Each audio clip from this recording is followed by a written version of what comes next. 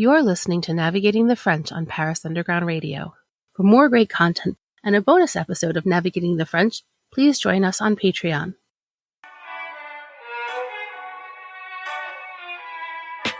Hello, and welcome to Navigating the French, the podcast where each episode we take a look at a French word and try and see what it tells us about French culture.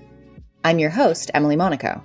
Today I'm chatting with Dr. Gemma King, a professor at the Australian National University specializing in French and cinema. She's here to explore a word we use in English to designate a certain type of style-driven film genre that also reflects the near-deification of artists in the French mindset. Auteur. I am so excited to welcome back for the third time? The second time? The third time? The third time. The third time. There we go. Dr. Gemma King once more. Welcome back to the podcast. Thank you so much, Emily. So glad to be here. I am so glad to have you back. And I'm really excited to take this episode to delve into an element that I think you've addressed a lot in your research, in your teaching, and something that, one of those borrowed words that we use a lot in English and that I think doesn't carry its full meaning into the translation, and it's in that sort of interstitial space that things get really interesting. So we're here to talk about the word auteur, which is very frequently used when it comes to the arts, and specifically when it comes to your realm of expertise, which is cinema. But auteur in French is literally just the word we use for author. So first off, right off the bat, just sort of the first things that come to your mind when you think about the differences between the word auteur and author as used in English. What does using the French term in English add to the meaning of the word or change about the meaning of the word when we're using it in English?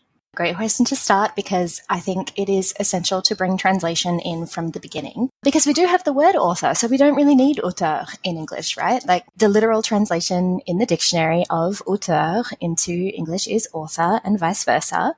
And of course, we're all familiar with this word as some kind of synonym for writer, but it does already in both languages have certain connotations associated with certain kinds of writing, certain kinds of writers. We'd use the word author in relation to perhaps a novelist or a philosopher, but we wouldn't really use it to talk about, a blogger or a journalist, would we? Even though there's so much bound up in the idea of published books or fiction writers as being perhaps, on some kind of hierarchy superior to other forms of writing. And I think we have a little bit of that association of prestige in relation to the word author in English and the word auteur in French already. But when we take the word auteur from French and bring it into English as a borrowed word, as auteur, then something else happens as well. And I think the reason for that is bound up in some 20th century film history and the foundation of this idea of auteur theory. Okay. So what is auteur theory and where does that come from? So some American film scholars will tell you that it's an American term, and some French film scholars will tell you that it's a film term. We're pretty sure that, we know for sure that André Bazin, who was a French film critic and sort of early film scholar before film studies was even considered to really be a discipline that you could study, he was one of those early academics and philosophers of film. And even from the 1920s and especially in the 1940s, Bazin was starting to write about the idea of the film author, the auteur of a film. And it was in the 1960s that the concept was translated into the US context or picked up in the US context by an author called Andrew Sarris.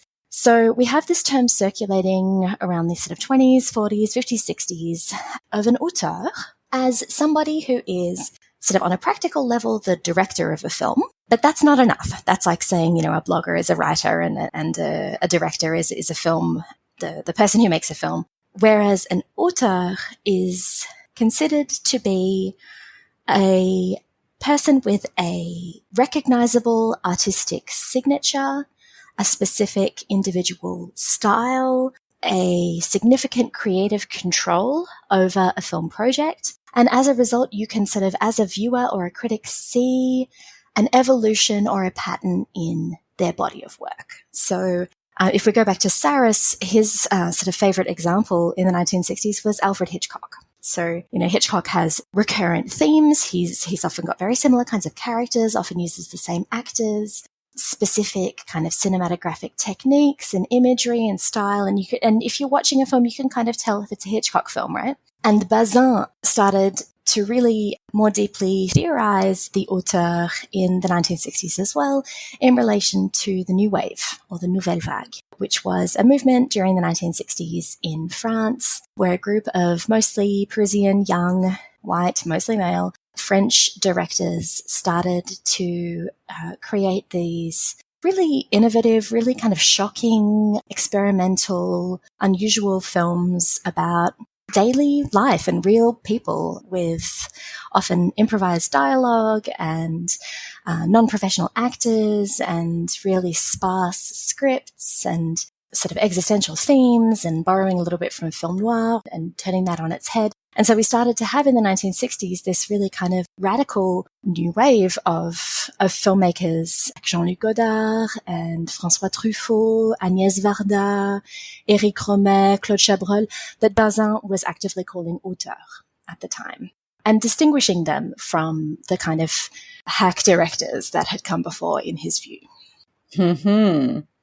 Well, what's really interesting to me as I listen to you talk about this, and also as I think about some of the things that you and I spoke about prior to actually sitting down to record this episode, is, you're talking about these, Hitchcock being perhaps the outlier, and although I'm not positive, but when we're talking about the Nouvelle Vague, it seems as though these are people who are trying to, like you said, use non-professional actors, use real spaces in the world, which means that they almost have a little bit less control over the final product than maybe someone working in like a studio setting.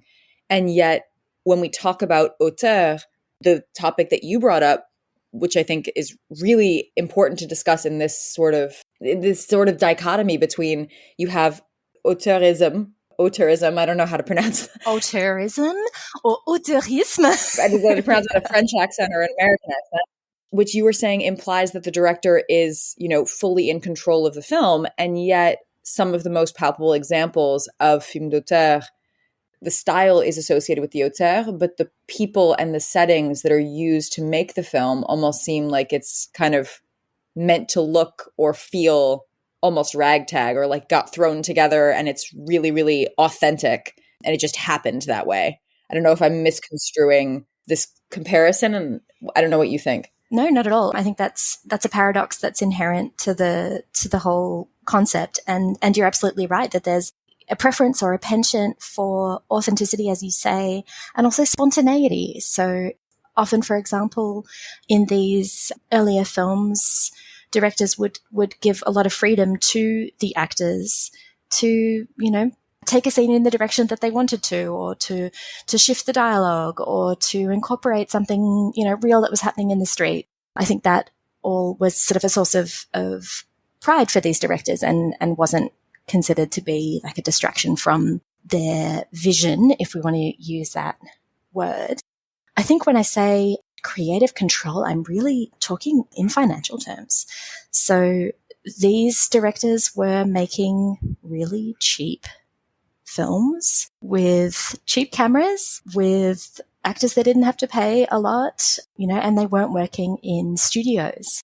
So we think about the studio system as being a real Hollywood thing, and to a certain extent it is. But France also works in studio systems, and studios bankroll film projects, and as a result they make demands based on not only how much a project is going to cost or how feasible it is going to be production-wise, but on what they think an audience might appreciate. So that creative control is perhaps more of a creative freedom. But I want to emphasize from the beginning that this idea of the auteur, even if it has these specific origins and specific examples that fit nicely into the definition, I think largely this concept is a myth, and it can also be a really damaging myth as well, in cinema, in literature, and in general.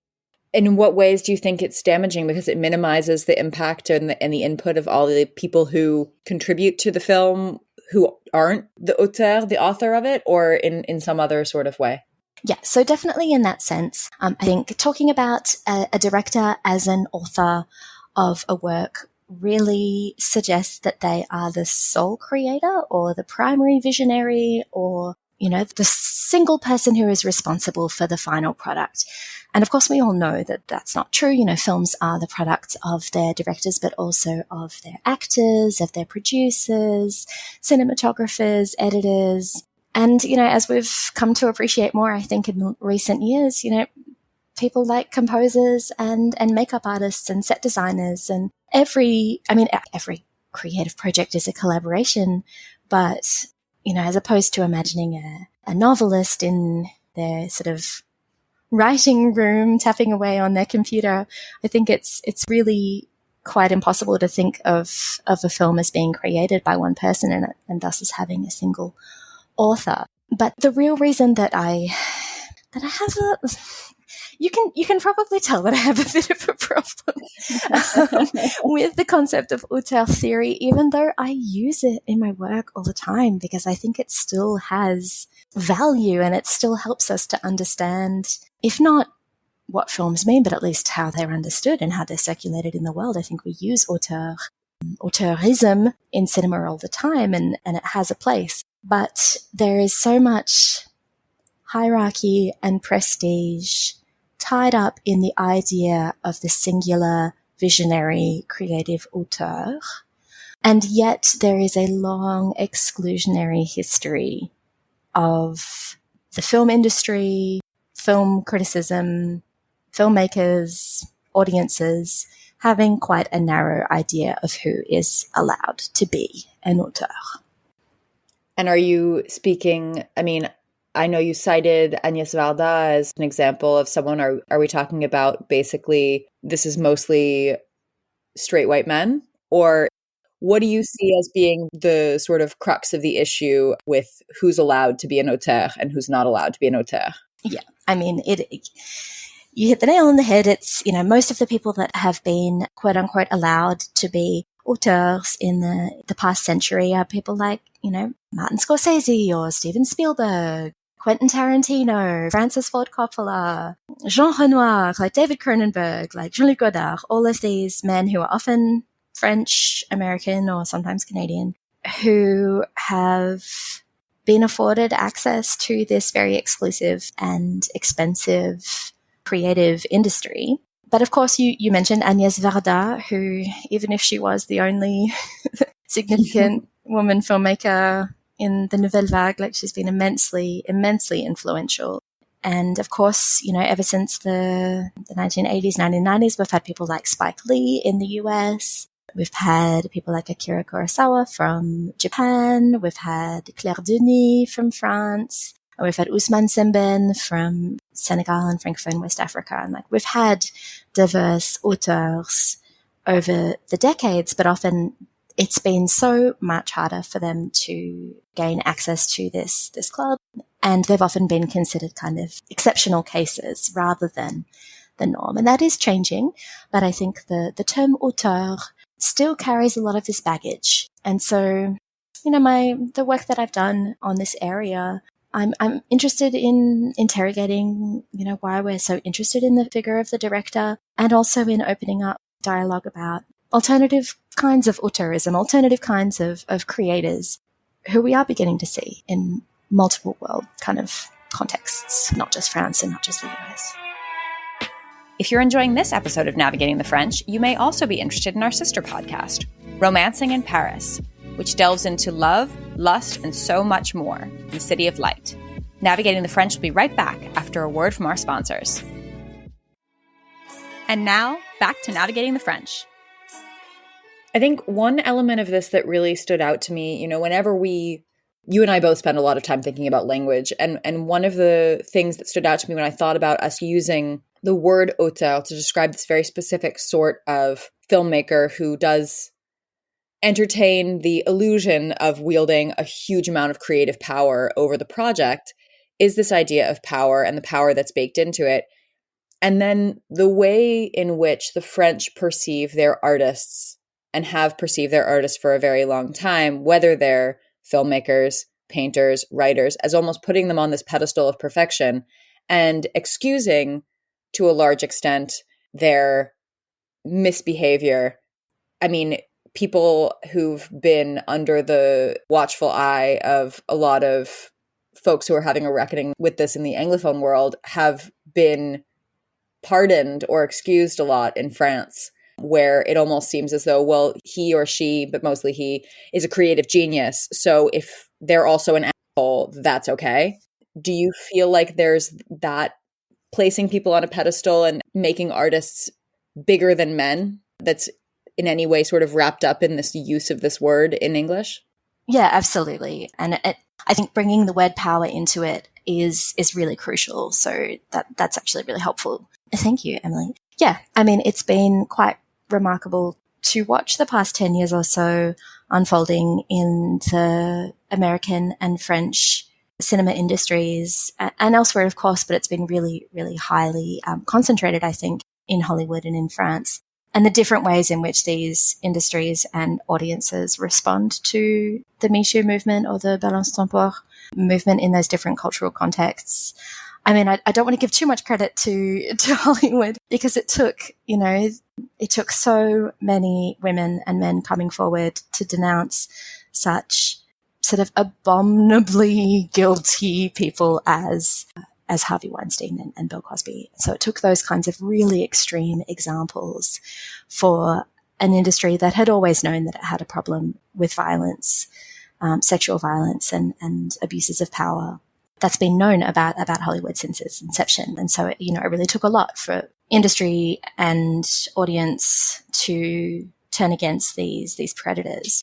But of course, if we take examples in France, like there just has been less of a willingness to hold predators accountable when they do hold this image of the auteur.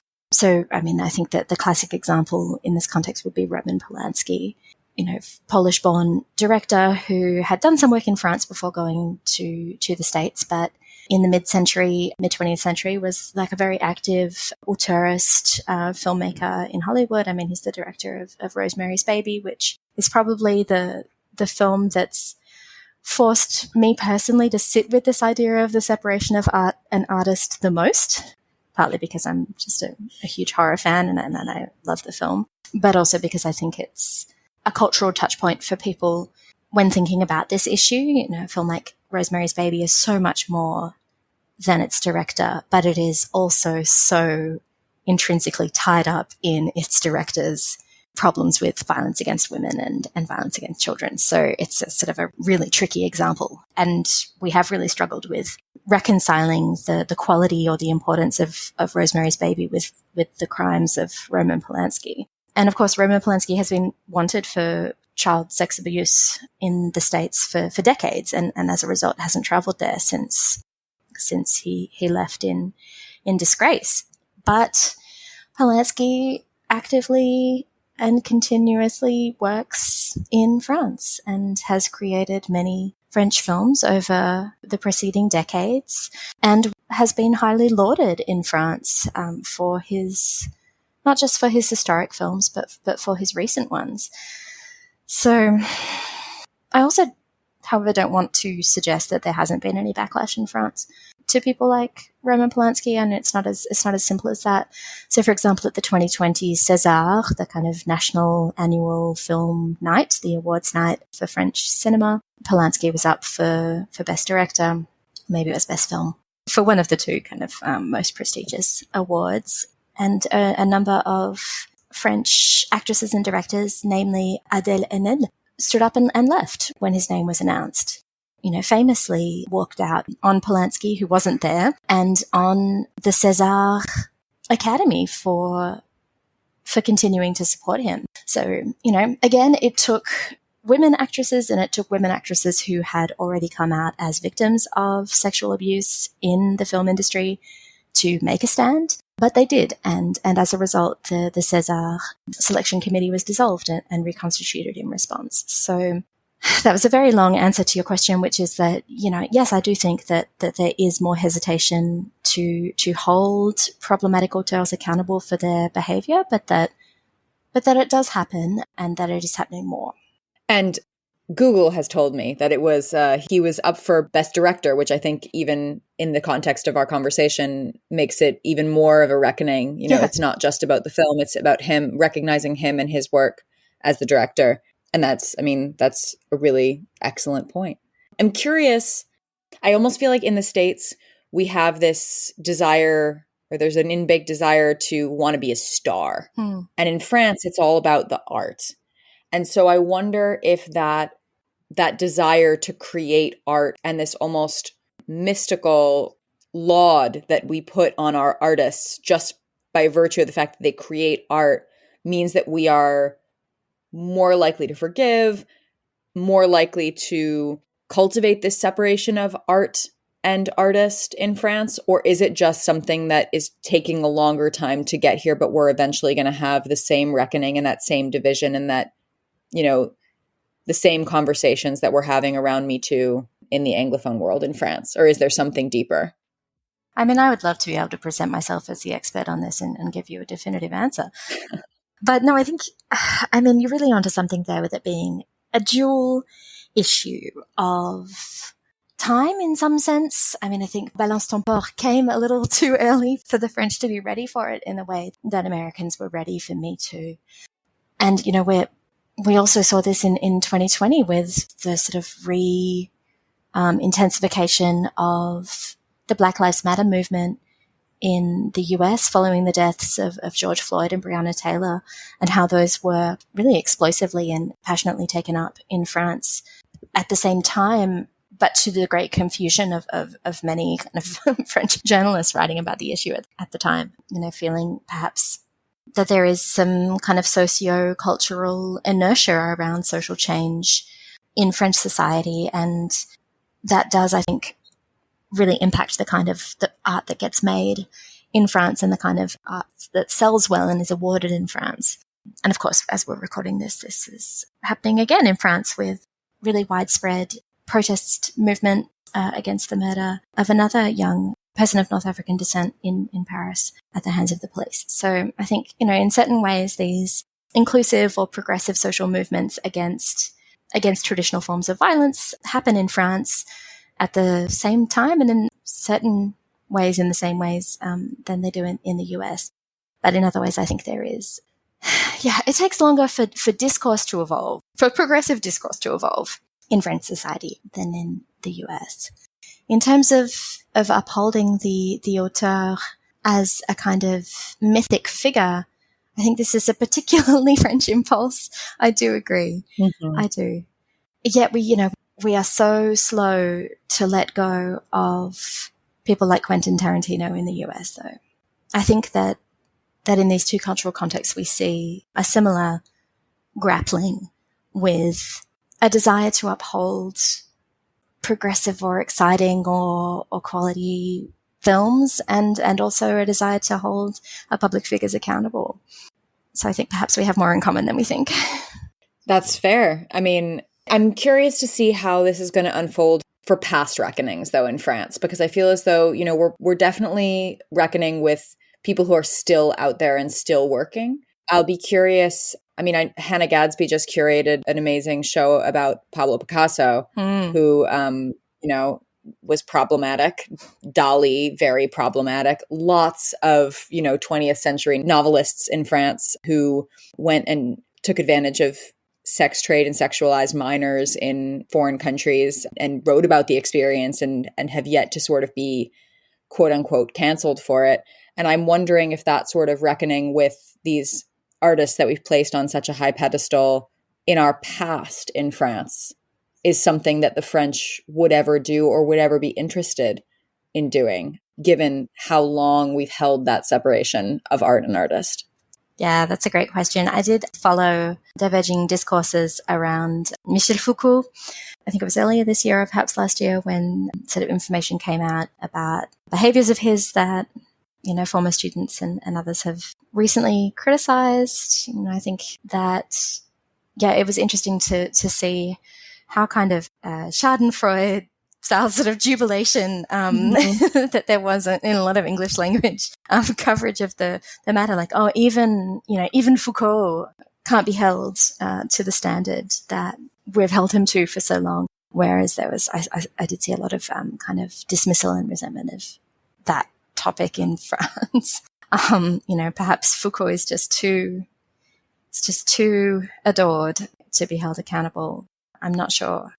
I don't think either of us necessarily has the answer. I just think that specifically in the United States, and I know that you're not based in the United States, but I think it's two sort of polar opposites when it comes to this particular kind of reckoning.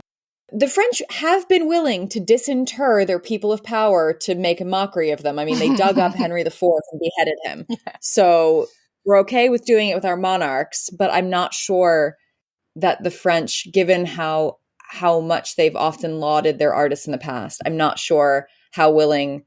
That was sort of my question and my query, and you've highlighted, an example where it might be the case, but how willing the French will be to hold dead men, they're probably mostly going to be men, accountable for their crimes while they were living if they were perceived to be artistic geniuses, essentially. Yeah, that's such a great point, that it's the artists who incarnate these mythic figures rather than the so-called leaders or politicians. Yeah. Well, we'll have to keep an eye on it. Indeed. Well, thank you, Gemma, so much for joining me today. I really appreciate, as always, your insight and your expertise. Are there any new projects that you think folks should be aware of that you're working on? Anything that you're publishing, writing about, shouting into the void about that you'd like us to direct our listeners to?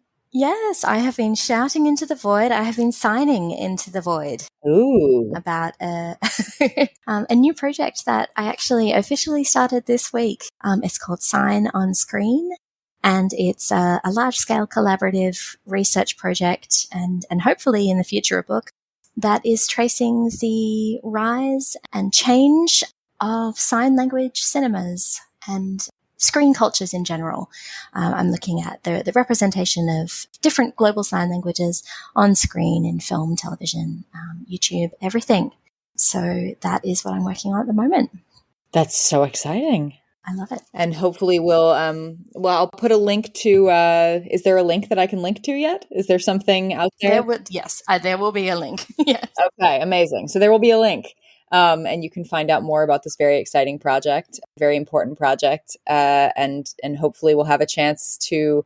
Gosh, how do you make podcasts more inclusive? I guess you transcribe them, right? So we can have a chat maybe about inclusivity sometime in the future on the podcast. I would love that. But thank you so much again for joining me, and have a really fantastic rest of your day. Thanks, Sam. You too. This has been Navigating the French. You can find more from me, Emily Monaco, at Emily_in_France on Twitter and Instagram. This podcast is produced by Paris Underground Radio. To listen to other episodes of this podcast, or to discover more podcasts like it, please visit parisundergroundradio.com. Thanks for listening, and à bientôt. This episode of Navigating the French was produced by Jennifer Garrity for Paris Underground Radio. For more great content, join us on Patreon at patreon.com/Paris Underground Radio.